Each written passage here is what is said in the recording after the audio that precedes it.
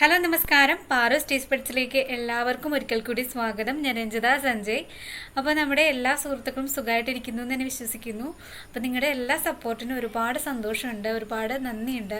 അപ്പോൾ നിങ്ങൾ തരുന്ന ഓരോ കമൻറ്റും നമുക്ക് കിട്ടുന്ന വിലയേറിയ സപ്പോർട്ടാണ്. അപ്പോൾ ഇനിയും നിങ്ങളുടെ സപ്പോർട്ട് നമ്മളോടൊപ്പം ഉണ്ടാവും എന്ന് തന്നെ വിചാരിക്കുന്നു. അപ്പോൾ നമുക്ക് എന്തായാലും വീഡിയോയിലോട്ട് കിടക്കാം.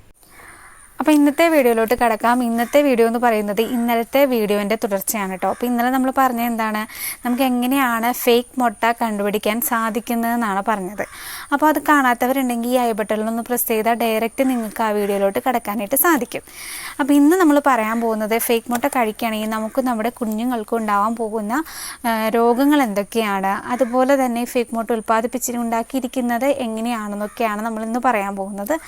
അപ്പോൾ എന്നാലും നമുക്ക് വീഡിയോയിലോട്ട് കിടക്കാം. നമുക്കറിയാം ഫേക്ക് മുട്ട ഉണ്ടാക്കിയിരിക്കുന്നത് ഒരുപാടധികം കെമിക്കൽസ് യൂസ് ചെയ്തുകൊണ്ടിട്ടാണ്. അപ്പോൾ ഇതെല്ലാം തന്നെ നമ്മുടെ ആരോഗ്യത്തെ വളരെ മോശമായിട്ട് ബാധിക്കുന്ന വസ്തുക്കൾ തന്നെ ഉപയോഗിച്ചുകൊണ്ടാണ് ഈ ഫേക്ക് മുട്ട ഉണ്ടാക്കിയിരിക്കുന്നത് എന്നുള്ളത് നമുക്കറിയാവുന്ന കാര്യമാണ്. അപ്പോൾ നമുക്ക് ആദ്യം തന്നെ നമുക്ക് നോക്കാം ഇതിൻ്റെ പുറം തൊണ്ട് അല്ലെങ്കിൽ ഷെല്ല് ഉണ്ടാക്കിയിരിക്കുന്നത് എന്തെല്ലാം വസ്തുക്കൾ ഉപയോഗിച്ചുകൊണ്ടാണെന്ന് നോക്കാം.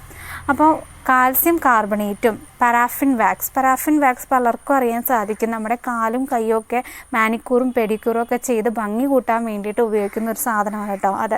അതുപോലെ തന്നെ ജിപ്സം പൗഡർ നമ്മൾ പ്ലാസ്റ്ററൊക്കെ ചെയ്യാൻ വേണ്ടിയിട്ട് ഉപയോഗിക്കുന്ന, അതായത് വീടൊക്കെ തേക്കുന്നതിന് പകരം പ്ലാസ്റ്ററൊക്കെ ചെയ്യാൻ വേണ്ടി ഉപയോഗിക്കുന്ന ഒന്നാണ് ജിപ്സം പൗഡർ. ഇതൊക്കെ വെച്ചിട്ടാണ് ഇതിൻ്റെ ഷെല്ല് ഉണ്ടാക്കിയിരിക്കുന്നത്. അപ്പോൾ തന്നെ എത്രത്തോളം കെമിക്കൽ ഉപയോഗിച്ചിട്ടുണ്ടെന്നുള്ളത് നമുക്ക് തന്നെ മനസ്സിലാക്കാൻ സാധിക്കുമല്ലോ. ഇനി ഇതിൻ്റെ യോക്ക് അല്ലെങ്കിൽ മഞ്ഞയും വെള്ളയും ഉണ്ടാക്കിയിരിക്കുന്നതെന്ന് വെച്ച് കഴിഞ്ഞാൽ സോഡിയം ആൽജിനേറ്റും അതുപോലെ തന്നെ അലം, gelatin, edible, calcium chloride, benzoic acid, അതുകൂടാതെ വെള്ളവും അതുപോലെ തന്നെ കുറച്ച് ഫുഡ് കളറും ഒക്കെ വെച്ചിട്ടാണ് ഇതിൻ്റെ യോക്കും വൈറ്റും ഉണ്ടാക്കിയിരിക്കുന്നത്. അപ്പോൾ നമ്മൾ മനസ്സിലാക്കുക, നമ്മളിത് കഴിക്കുകയാണെങ്കിൽ ദൈവമേ എന്തൊക്കെ പ്രശ്നങ്ങളായിരിക്കും നമുക്ക് ഉണ്ടാവുക എന്നുള്ളതൊന്ന് ആലോചിച്ച് നോക്കുക കേട്ടോ. അപ്പോൾ ഇനിയിപ്പോൾ നമുക്ക് നോക്കാം നമുക്കുണ്ടാകുന്ന ഹെൽത്ത് ഇഷ്യൂസ് എന്തൊക്കെയാണെന്ന് നോക്കാം. ഇത് നമ്മൾ കഴിക്കുകയാണെന്നുണ്ടെങ്കിൽ അതിൽ ആദ്യത്തെ തന്നെ മെറ്റാബോളിക് ഡിസോർഡറാണ് ഫസ്റ്റ് ഉണ്ടാവുക. പിന്നെ രണ്ടാമത്തേതെന്ന് വെച്ച് കഴിഞ്ഞാൽ ബ്രെയിൻ ഡാമേജ്. നമ്മുടെ കുഞ്ഞുങ്ങൾക്കൊക്കെ ബ്രെയിന് ഡെവലപ്പ് ചെയ്യുന്ന ഒരു ടൈമാണല്ലേ ഇത്. അപ്പോൾ ഈ ഒരു ടൈമിൽ കുഞ്ഞുങ്ങളത് കഴിക്കുകയാണെങ്കിലുള്ള അവസ്ഥ ഒന്ന് ആലോചിച്ച് നോക്കൂ. അപ്പോൾ ബ്രെയിൻ ഡാമേജ് ഷുവറായിട്ട് ഉണ്ടാവും. അതുപോലെ തന്നെ ലിവർ ഡിസീസസും ആണ് ഉണ്ടാവുന്നത്.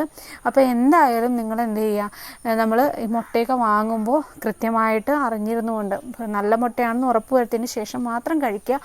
നമുക്ക് എന്തെങ്കിലും ഡൗട്ട് തോന്നിയാൽ അപ്പാടെ ഉപേക്ഷിക്കുക. നമ്മുടെ കയ്യിൽ നിന്ന് കുറച്ച് പൈസ പോയാലും കുഴപ്പമില്ല, അത് അങ്ങനെയൊക്കെ ഉപേക്ഷിക്കുന്നതാണ് ഏറ്റവും സേഫ്. അല്ലെങ്കിൽ ഇതുപോലുള്ള അവസ്ഥയിലേക്ക് അല്ലെങ്കിൽ ഇതുപോലുള്ള രോഗങ്ങളിലേക്ക് നമ്മളും അടിമപ്പെടും. അപ്പോൾ എന്തായാലും നിങ്ങൾക്ക് ഈ വീഡിയോ ഉപകാരത്തിൽപ്പെട്ടു എന്ന് തന്നെ വിചാരിക്കുന്നു. ഉപകാരത്തിൽപ്പെട്ടുവെങ്കിൽ തീർച്ചയായിട്ടും ലൈക്ക് ചെയ്യുക. എന്തെങ്കിലും തരത്തിലുള്ള ഇഷ്ടക്കേടുണ്ടെങ്കിൽ ഡിസ്ലൈക്ക് ചെയ്യുക കേട്ടോ. അപ്പോൾ മറ്റൊരു വീഡിയോയിൽ മറ്റൊരു ടോപ്പിക്കായി വരുന്നത് വരെ താങ്ക് യു.